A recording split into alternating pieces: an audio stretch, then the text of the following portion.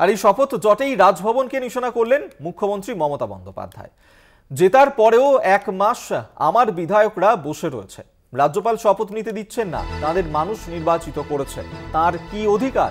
কেন রাজভবনে সবাই যাবে? রাজভবনে যা কীর্তিকলাপ করেছেন মেয়েরা যেতে ভয় পাচ্ছে। রাজ্যপালকে এভাবেই তোপ দাগলেন মমতা বন্দ্যোপাধ্যায়। জেতার এক মাস পরেও শপথ নিতে পারছেন না তৃণমূলের এই জয়ী প্রার্থী, সেক্ষেত্রে রাজ্যপাল শপথ নিতে দিচ্ছেন না বলেই অভিযোগ করেছেন মুখ্যমন্ত্রী মমতা বন্দ্যোপাধ্যায়। কি বলেছেন তিনি এই প্রসঙ্গে শোনাবো।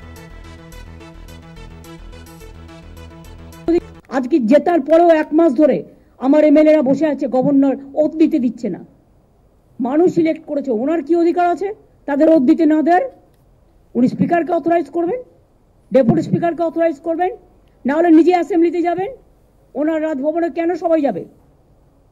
রাজভবনে যা কীর্তি কেলেঙ্কারি চলছে তাতে মেয়েরা যেতে ভয় পাচ্ছে, আমাকে কমপ্লেন করেছে। আজকে জেতার পরেও এক মাস ধরে আমার এমএলএরা বসে আছে, গভর্নর ওথ দিতে দিচ্ছে না।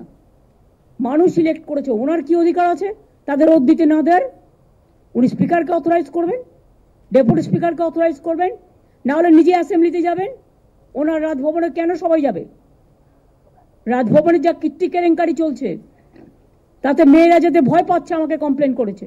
আজকে জেতার পরেও এক মাস ধরে আমার এমএলএরা বসে আছে, গভর্নর ওথ দিতে দিচ্ছে না। মানুষ সিলেক্ট করেছে, ওনার কি অধিকার আছে তাদের ওথ দিতে না দেওয়ার? আপনাকে শোনালাম মুখ্যমন্ত্রী মমতা বন্দ্যোপাধ্যায়, তিনি এই প্রসঙ্গে ঠিক কি বলেছেন। আপনারা জানেন যে গতকাল থেকেই অবস্থান বিক্ষোভ চলছে বিধানসভা চত্বরে তৃণমূলের দুই জয়ী প্রার্থীর। একদিকে ভগবান গোলা উপনির্বাচনে তৃণমূলের জয়ী প্রার্থী রেয়াত হোসেন, অন্যদিকে বরানগরের উপনির্বাচনে জয়ী তৃণমূল প্রার্থী সায়ন্তিকা বন্দ্যোপাধ্যায়। এই নিয়ে এবার মুখ্যমন্ত্রী মমতা বন্দ্যোপাধ্যায় তিনি সরব হয়েছেন। তিনি বলছেন যে শপথ জটে রাজভবনকে নিশানা করেছেন। তিনি বলেছেন যে জেতার পরেও এক মাস আমার বিধায়করা বসে রয়েছে, রাজ্যপাল শপথ নিতে দিচ্ছেন না, তাদের মানুষ নির্বাচিত করেছে, তার কি অধিকার? কেন রাজভবনে সবাই যাবে? রাজভবনে যা কীর্তিকলাপ করেছেন মেয়েরা যেতে ভয় পাচ্ছে, এভাবেই রাজ্যপালকে তোপ দেগেছেন মুখ্যমন্ত্রী মমতা বন্দ্যোপাধ্যায়। বিজেপি নেতা রাহুল সিনহা এই মুহূর্তে আমাদের সঙ্গে টেলিফোনে রয়েছেন। রাহুল বাবু, মুখ্যমন্ত্রী মমতা বন্দ্যোপাধ্যায় তিনি বলছেন যে এক মাস জেতার পরেও বসে রয়েছেন তার বিধায়করা, রাজ্যপাল শপথ নিতে দিচ্ছেন না। রাজভবনে যে কীর্তিকলাপ করেছেন তাতে মেয়েরা সেখানে যেতে ভয় পাচ্ছে, কি বলবেন? দেখুন, বিষয় হচ্ছে জটিলতা তৈরি করছে তৃণমূল কংগ্রেস। কারণ রাজভবনে মুখ্যমন্ত্রী মমতা ব্যানার্জি শপথ নিয়েছেন, তাহলে তার বিধায়কদের রাজভবনে যেতে অসুবিধা কোথায়?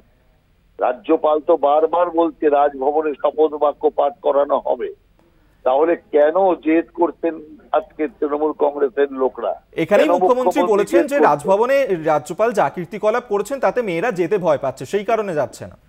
আসল বিষয় হচ্ছে যে জিনিসটাকে জল ঘোলানোর চেষ্টা করছেন মুখ্যমন্ত্রী। যেটা অভিযোগ এসছে সেই অভিযোগ এখন পর্যন্ত প্রমাণ হয়নি। অভিযোগের কোনো সারবত্তা নেই।